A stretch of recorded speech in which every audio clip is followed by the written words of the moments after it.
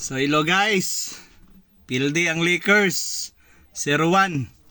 No, favorite crowd Lakers ang mudaog sa game 1 pero gikuan ang fans disappoint ni Anthony Edwards. So nagani kay naa si Almoralde, moingon siya nga nagpapildi ang Lakers pero of course na mga adjustment buhaton ang Lakers sana.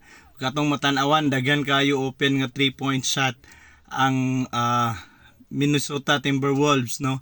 So game 2 dako na siya nga adjustment kay moon and dili magpakumpante ang Minnesota kay mostly og imong tanaw ng record ni LeBron James, maguna mostly gid ang opposing team o ilang kontra, but iyahang gakwanan pag abot sa series sila gyapon ang advance pero mo na nga angay nga bantayan sa Minnesota, no.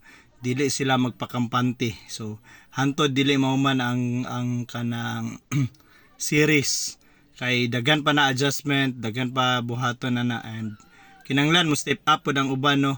Every time nga wala si Luka, maputol ilang run, no. Dito sila gatambakan, so kayod lang yun ni ang Lakers. So gwapo nga match up, dogi tambakan ang Lakers pero daghan ba ni mahitabo guys. So atong tanawon kung kinsay mo daog nila.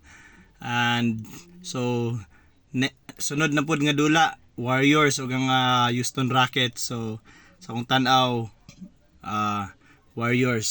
So thank you guys.